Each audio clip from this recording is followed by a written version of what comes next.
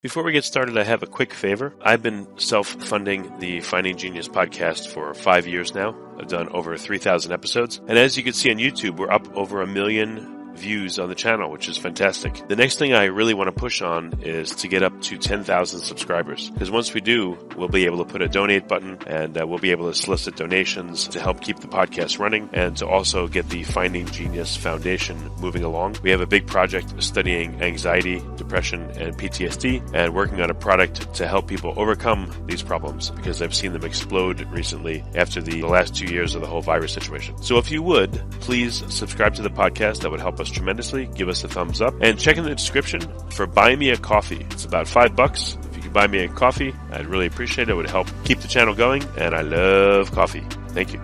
Forget frequently asked questions, common sense, common knowledge, or Google. How about advice from a real genius? 95% of people in any profession are good enough to be qualified and licensed. 5% go above and beyond. They become very good at what they do, but only 0.1% are real geniuses. Richard Jacobs has made it his life's mission to find them for you. He hunts down and interviews geniuses in every field: sleep science, cancer, stem cells, ketogenic diets, and more. Here come the geniuses. This is the Finding Genius Podcast with Richard Jacobs.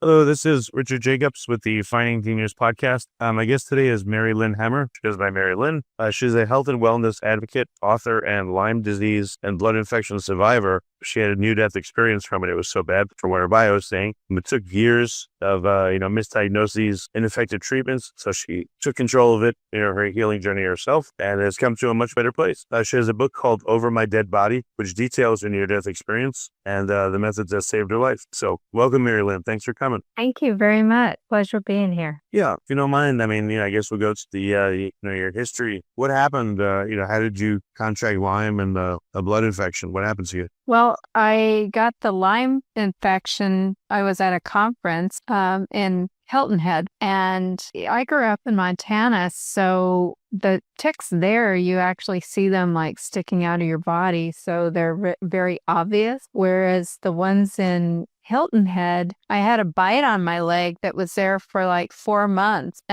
but I never saw a bug. I didn't have a rash. I didn't have a bullseye. I was in my first trimester of pregnancy, so a lot of the symptoms were masked by, when I was finally diagnosed, the doctors were asking questions like, were you tired? Well, yeah, it was my first month of pregnancy was when I got bit. So of course I was tired.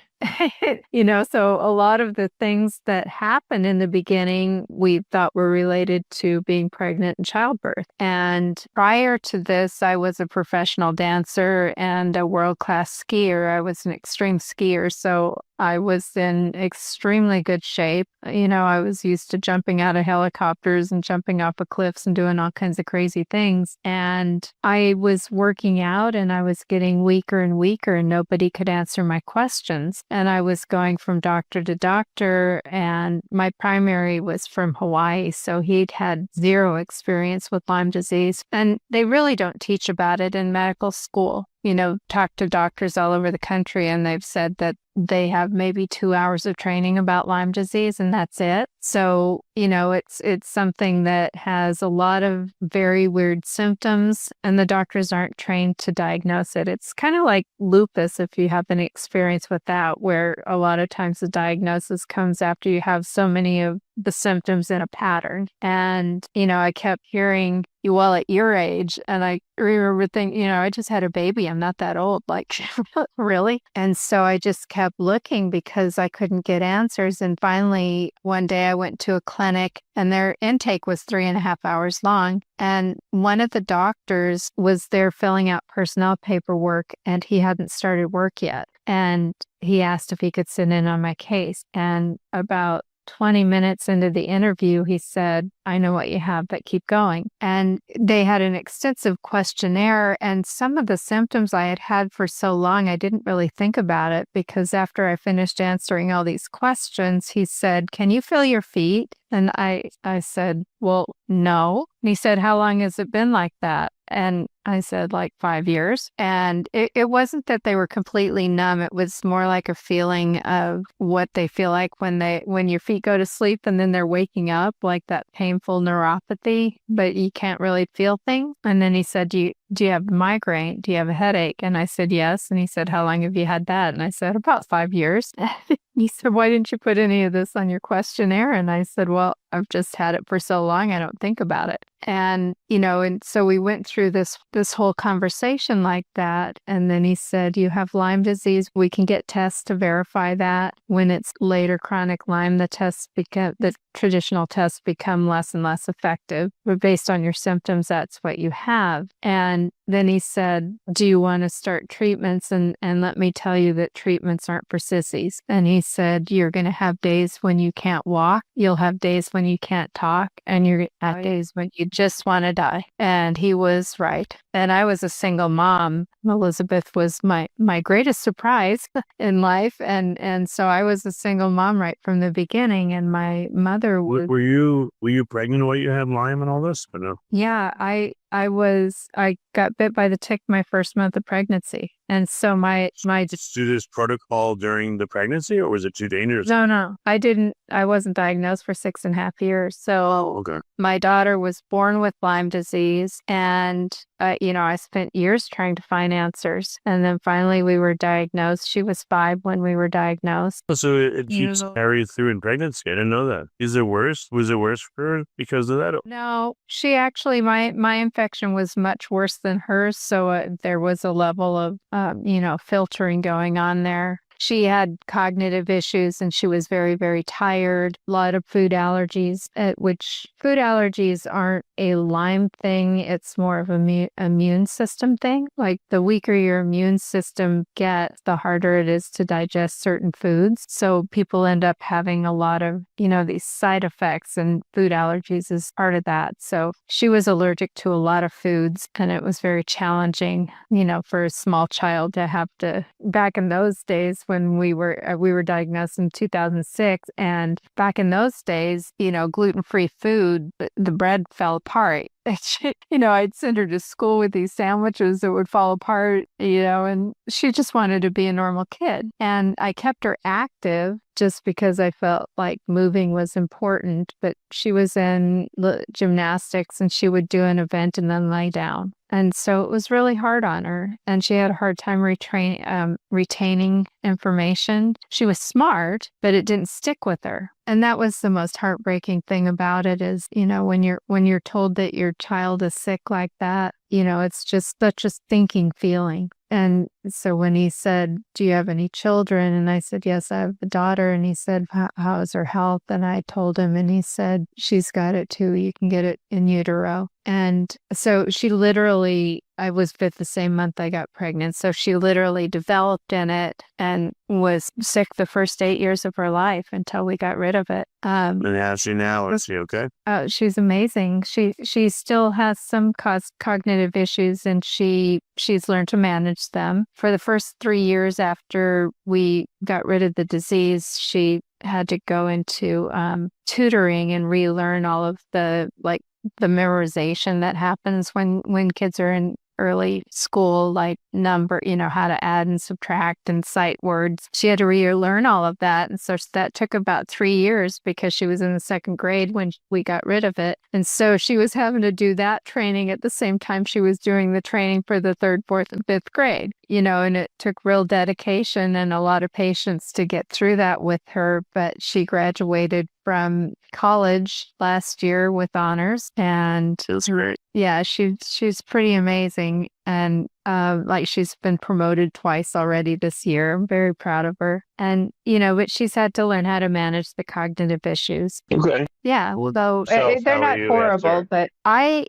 so my journey was much more difficult because I ended up getting a blood infection with the IV port that I had for the Lyme treatments. My daughter didn't have to go through all of that, but the blood infection I contracted had a 3% survival rate. And so I'm very, very blessed to be here. And it's also the reason that we found the answers. When the doctor first told me you have Lyme disease, I really didn't know anything about it. I'd heard about it, and I researched things. That's what I do. My business at that point was, and it still is. I've had my business for 35 years. It was in student loans, and I love learning. So I researched everything that the doctors told me I would research. And right before they took the port out, they had figured out I had a blood infection, but they thought if they took me off of antibiotics that I would die. And so they took some blood from me, and it was coming out of my port, and this white stuff went into the tube. And there was 4 doctors in the clinic when it happened, and none of them had ever seen anything like it before. And of course, I was being a smart aleck, and hey, if that's fat, can we take some of it in my butt? Right. I just kind of joke around about things to lighten it up because it was really freaky. And it like styrofoam, and they said it was a fibrinogen material is what we got back from the lab. And the studies about biofilm at that time were fairly new. I knew that biofilm was tied to Lyme disease, and basically it's a material that the pathogen forms to hide in. And so when you hear people talking about being in remission, it's really that the pathogen is hiding inside that biofilm. So, these are they're considered stealth infections, which means they're highly intelligent. They mutate. Lyme disease has 46 different DNA strands. It mutates into 14 different life forms that I've found. And then it's got all of these co-infections. So it's a very, very complicated disease, and it moves. So you have to, in order to take it out, you have to move with it. But what happens with the biofilm is that when people go on long-term antibiotics, the pathogens will go inside the biofilm to hide. And then they come off of the antibiotic thinking they're in remission. And once the antibiotics are out of the body, it comes back out and starts populating again. So I knew there was a biofilm associated with the Lyme. And then I got the blood infection, and I literally, I crossed over numerous times. I was standing in the tunnel of light, and my brother, I grew up in an abusive home, and my brother died in that home 2 weeks before his 4th birthday, and he was there. And I said, "Oh, you're here to take me into the light." And he said, "No, I'm here to tell you it's not your time. You're going back." And then it was like falling, like I was falling backwards. And then when my soul went back into my body, I could feel the pain. When you're out of your body, you can't feel the pain. So if you've ever been around somebody who's dying and you see them kind of shudder and then their eyes open up, that's their soul going back into their body. Because right before death, the soul will often go back and forth and will drag out of the body. Well, it'll go out of the body and in the body and out of the body and in the body. And that's very common. So a lot of times you'll see people shudder, and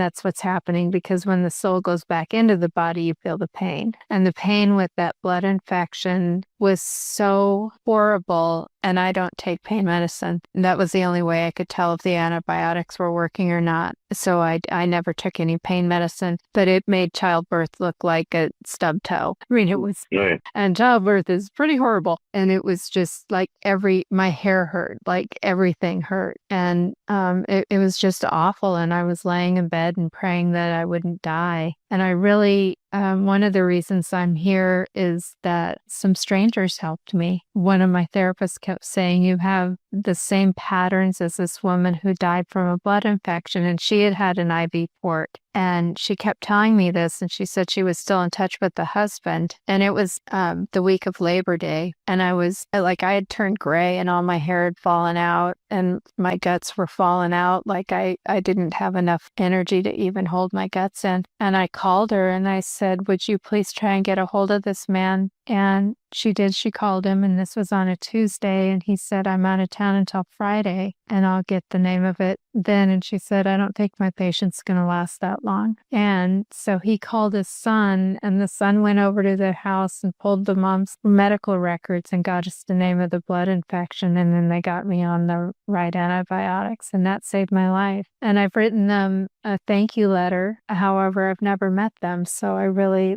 part of the reason I'm here is because of the kindness of strangers. And so what protocol did you do? How did you help yourself? Well, it's a lot of things, and a lot of it, I can only explain it by saying that I had God moments where I got insight that, I can't even explain how I found the information.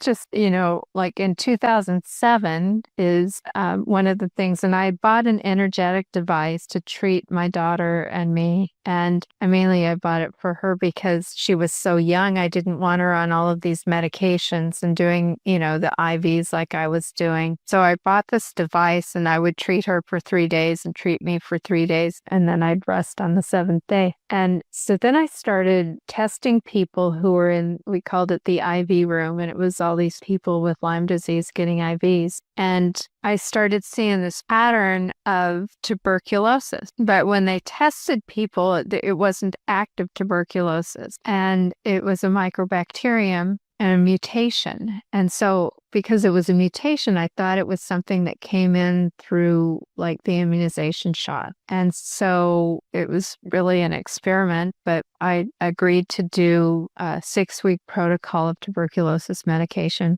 It was called streptomycin. And I did a 0.5 cc twice a week of that. It was a shot. And But how did you get the doctor to agree to that? Why did you try? Well, we just did. I don't remember the exact conversations, but at that point, when you're trying not to die, you do stuff. Gotcha. And so the die-off was so bad that I actually smelled like a rotting animal. It was horrific. And I was still dowsing at the time. The die-off from the pathogen. So when these pathogens die, they release neurotoxins, and you only have really 4 main pathways for getting rid of toxins. So you've got your liver, your kidneys, your lymphatic system, and your skin. And so when anybody that's gone through Lyme treatments has gone, experiences what's called Herxheimer's reactions, which is really your body's reaction to a toxic overload. So Lyme disease releases neurotoxins on a regular basis when it's living, but when it dies, it pukes it out. And so the toxin level is extremely high. And if your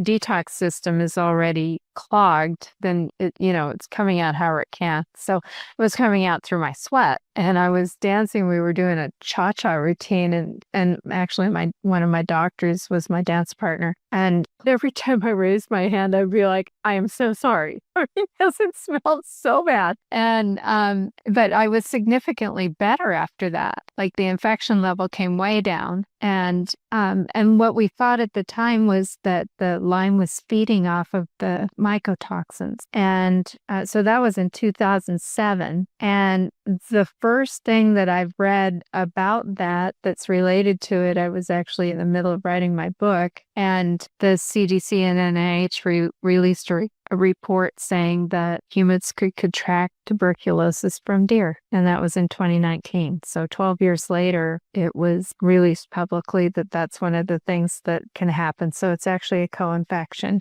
And it's very common. So that's one of the things that happened. And so I almost died at the beginning of September. And from that point, it took about 6 weeks before I could even walk across a room. And the first time I physically went into the doctor's office, and it was very busy. There was a ton of people in his waiting room, and he walked by and saw me standing there, and he came running over, and he's jumping up and down. I could barely stand still, but he's jumping up and down going, "You're alive, you're alive. I didn't think you'd live." And all these people were staring at us, and we're crying and carrying on. And, he was the greatest cheerleader, and we'd have all of these very intense conversations. And he said, when we figure this out, it's going to be something simple. And we just have to figure it out. So we just keep digging. And so, I was gaining strength, and my daughter went through a milder prescription for tuberculosis, but she was doing better as well. And then at Christmas time, I'm a health food nut. So, I do detoxes. I've been doing that since I was in my 20s. And so over Christmas, I said, well, we're going to do these detoxes and get all this medication out of our bodies. And it was a Green's first detox. And we both became very, very sick. And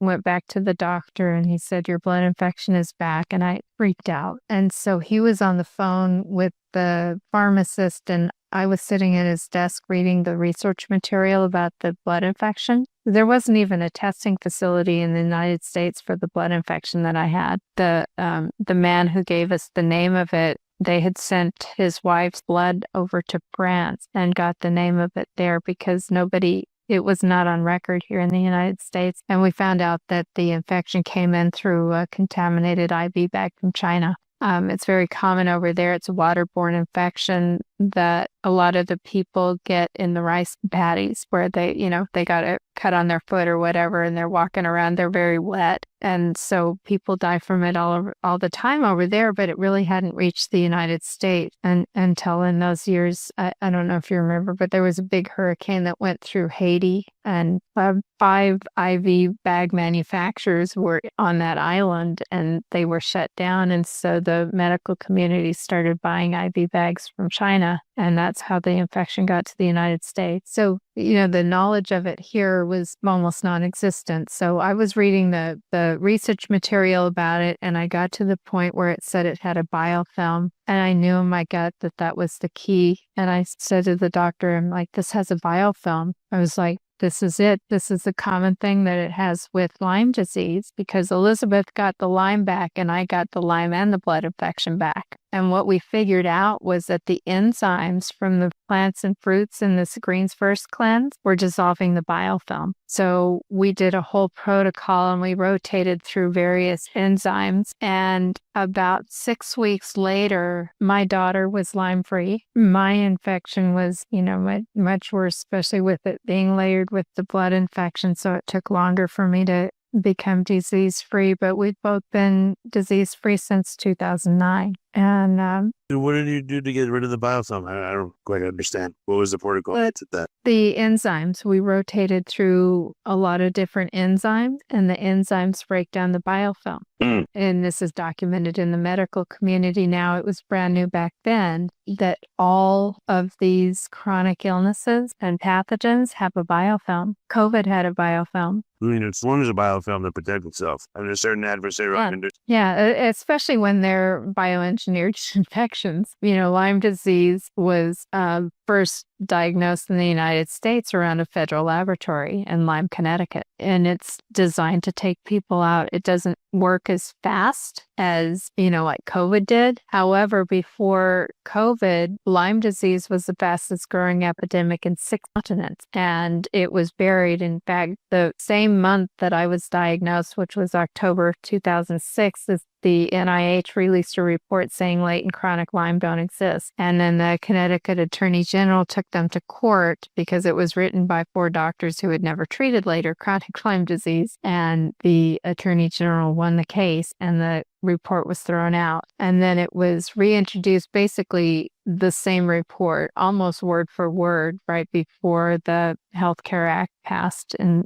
2010. And it was so that it wouldn't be covered by the medical insurance. So there's very little covered by medical insurance that people with Lyme disease have to go through. So a lot of people end up either, financially destroyed or they can't afford the treatment. All right, so the enzymes cleared you. How long did it take? It probably took until about April. The Lyme was gone. It was the blood infection that I was still dealing with because it's very, very aggressive. What did you do for the blood Like I infection? said, The enzymes got rid of the Lyme, so hopefully you were better off. Then what did you do to finish everything off already? It was just being on the appropriate antibiotics for the blood infection that whole time. So it just took longer to get rid of the blood infection. I mean, it's got a 3% survival rate. So that tells you right there how aggressive it is. So do you already have the particular enzymes in your book, or how are people supposed to know about them? Well, the enzymes it's really individualized, with working with people over the last few years like I have, and I'm constantly monitoring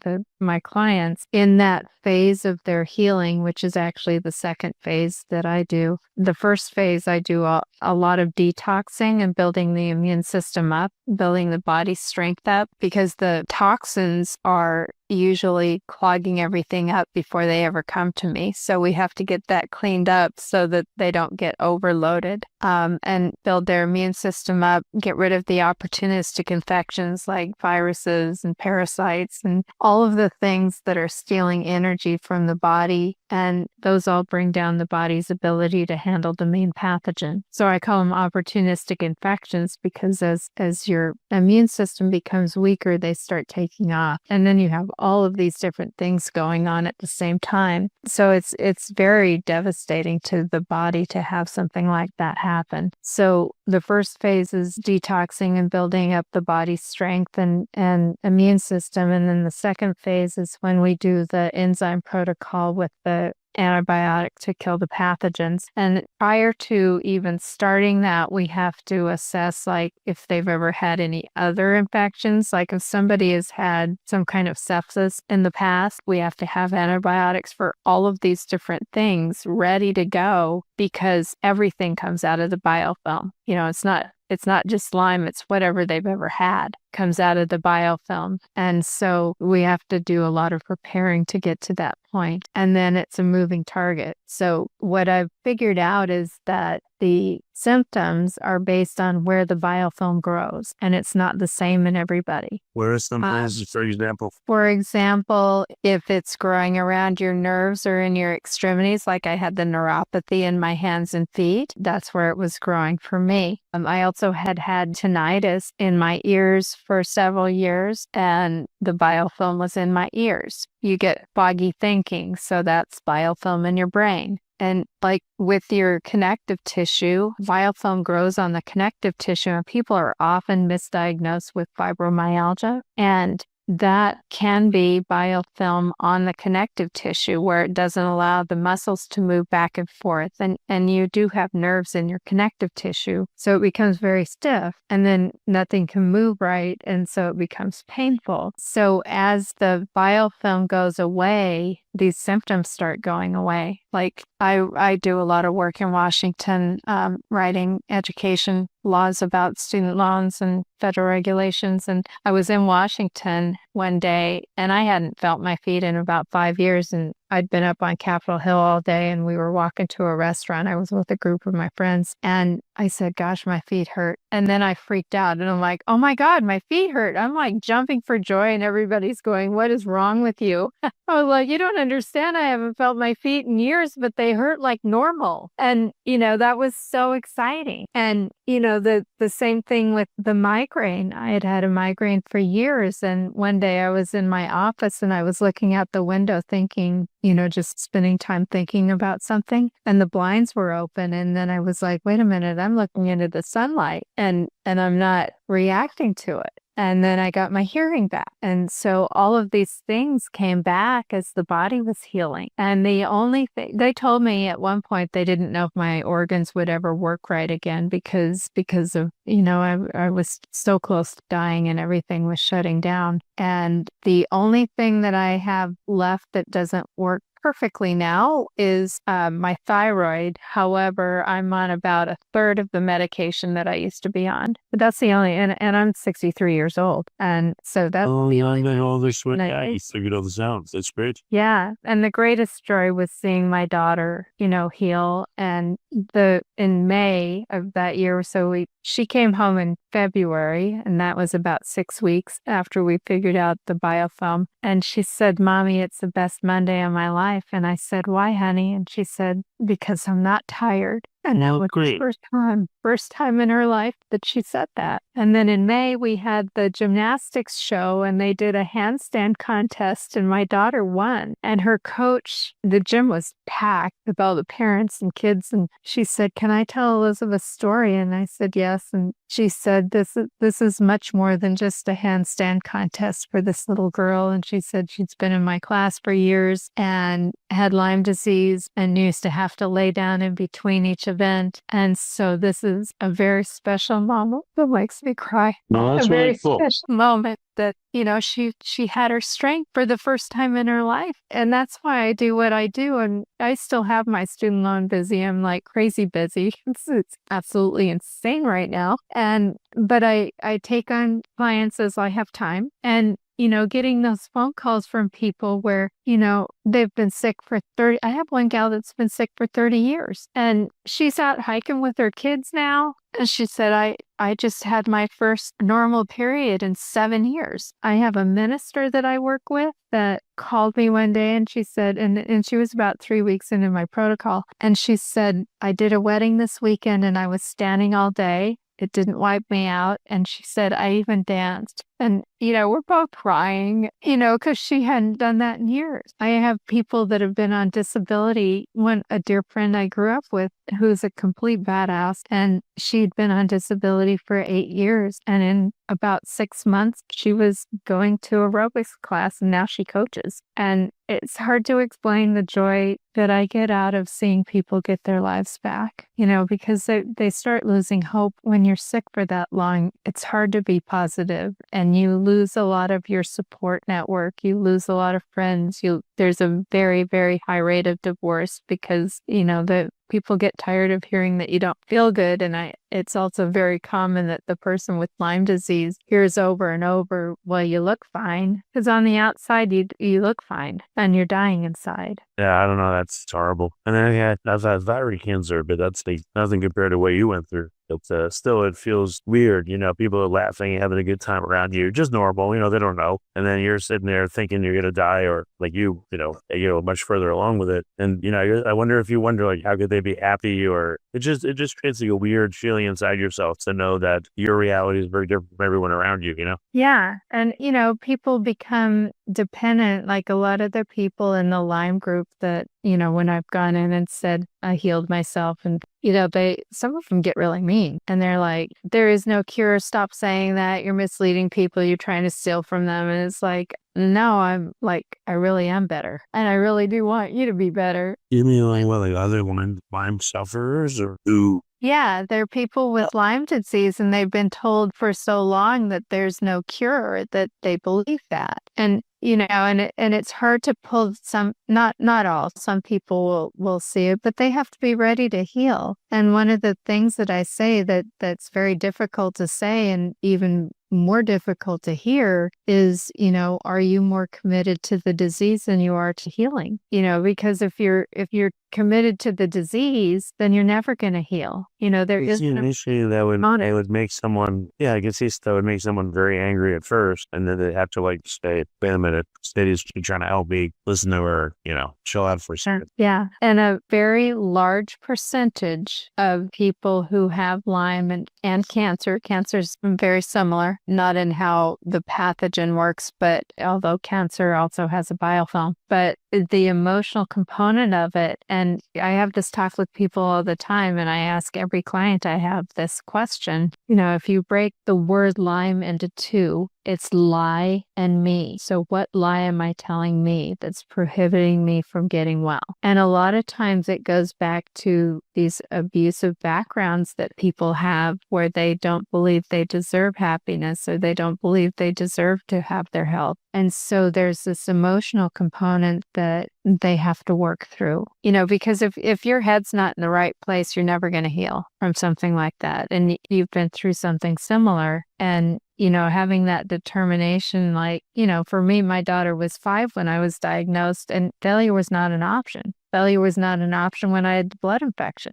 I was not going to leave my daughter behind. And, that puts you in a completely different place for advocating for yourself, which is really important, because nobody else is going to do it for you. You have to do it for yourself. And that's a journey. And, if you don't believe that you deserve to have a great life, then you have to work on that internally. You recognize it, matches around so you can blow up people's gaslighting. Yeah. So, I had these God moments through it. And one of the things that I'd like to share is a couple of years ago. So, many years after we healed, I went to Tony Robbins' Date with Destiny. And it was not the first time that I went. I was a plat partner for years. And there was something different about that one. And it was how I opened up in this meditation. And he does everything from it's your first time there. So he said, go back to your first memory. And we were going into this meditation. And I've done so much work on what my parents did to me. And, it was severely abusive, and my brother died, and like every bone in my back's been broken. Like it was bad. And I know that, I've had an attitude for a very long time that those experiences are what drove my success in life. Like I was an insane skier because I would go up on the mountain and take my anger out on the mountain. And that ended up being, driving me to be a world-class skier. My wife's parents were very abusive too, and she said to me, she goes, I'm surprised that I didn't turn into a serial killer and all that, What I tell people is the adversities in your life can either be an excuse for your behavior or a reason for making a change. And, I decided to make a change. Like I started this business with the preventing student loans, but I've been an advocate in Washington. I've never been paid for the work I do in Washington. I do it voluntarily, and I go there and I stand up for the students. And it's because education was the way that I got out of my abusive situation. And it's the vehicle for making dreams come true. My business is 35 years old. It'll be 36 years old in December. And I've worked with over 3 million borrowers through my businesses over the years, but I've been writing higher education laws since 1988 and federal regulations around that. So I've affected almost 40 years of college students. And that all came from the pain that I went through as a child. And so I went into this meditation and I thought, I've done all this work on my parents and I think I'm good there, and I'm just going to open up to whatever comes in. And God came in and he showed me how much it hurt him to allow me to go through the pain that I had to go through, both in my childhood and with Lyme disease and nearly dying. And he said, I had to let you go through this so that you would have the experience to fulfill your purpose in life. But it wasn't easy to watch me go through it. Or it wasn't easy to puke. And it was a message from the Lord. Like a conversation I was having with God. I have conversations with him all the time, because praying shouldn't be a one-way street. Like if you're going to be asking for things, you have to also listen, in my opinion, So praying shouldn't be like leaving God a voicemail. Yeah, exactly. Because a lot of times we think we know what's best for us and we have no idea what's best for us, So I have learned over the years to just open up and say, whatever's not 100% God's light and love, be removed from my life and show me the way. And it's much easier that way. Life doesn't have as many challenges when you pray like that, because he's just guiding us. And, that's great. Instead of fighting us. And so, when he showed me that it was actually painful to him to have to allow me to go through the level of pain that I've gone through in my life, but he said it was all so that you could fulfill your purpose here. And that's to help all of these people, and education is still a passion for me, and helping people get over chronic diseases is my other passion. And, I don't want a patient for life. I want a friend for life. And that's what I end up being with the people who I work with. I absolutely adore, and we're texting and on the phone all the time and celebrating wins. And it's just a wonderful thing. And, so I want to get the word out there as much as possible. There is a cure. One of the co-infections is called Babesia, and that's actually, in my experience, that's the one that takes the longest to heal. Like the Lyme is gone in a lot of cases way before the Babesia is. But on average now, I have it down to 4 to 6 months. And oh, wow. And I guess, it seems like a long time, but I guess not when nothing works otherwise. Well, when you're talking to people that have been sick for 30 years, 10 years, 20 years. That's what I mean. Yeah. 4 to 6 months is nothing. And it happens very quickly, but they have to be as dedicated to it as I am. Because, it's one of those things where it's like when it moves and some other life form comes out or it mutates or something. And in the scans, I use the energetic devices that scan, and it scans everything. So I look for the patterns so that I know how to prioritize things. And it's not the same for everybody. Like I can't say if everybody does A, B, and C, it gets rid of it. It's not like that, because there's, their medical history. It mutates into different life forms in different it's not like it goes from A to B to C to D. It can be all over the place when it's mutating. The pathogen will do whatever it can to stay alive. And so we have to outsmart it. Okay. Yeah. So it's like the tools are the same, but you don't use them in the same order, if that makes sense. Well, Mary Lyn, how can people get in contact with you if they're fighting some terrible condition? What's the best way for them to start to learn from you? Should they read your book first and then contact you? Or the book helps. It's available on Amazon. There's several books called Over My Dead Body, so you have to put my name in there too, Mary Lyn Hammer. I have figured out a lot since I wrote that book, and but that gives you the basics of how what I did with me and my daughter. I've got a website called Champion for Life. It's championforlife.com. I'm on Facebook. I'm in Instagram under Hammer Time. It's HMR_TYM is my call on Instagram. And I'm in Facebook under Champion for Life. Oh, actually, Facebook and Instagram's Champion for Life. And I've got other social medias also, but that's usually the ones that people identify with. And then I've got my program's called the Lyme Crusher. So I also have a webpage for that and social media groups for that. And we've got a support group. And, and the support group is really about educating people and empowering people. It's really, a lot of the Lyme groups are almost like victim mentality. And I'm not saying that to be mean. However, that's not what we're about. We're about empowering people. Well, I just ordered it. I think my wife would really be interested in reading it. So yeah, I just ordered it off Amazon. It's like a person laying down and their soul come out of them. Yeah, I was even if it goes, but it's not. Yeah. No, there's pictures of my brother David that was in the tunnel of light. He's in there. I talk about that story, and my daughter's in there. Did it help you to have, by the way, these near-death experiences? I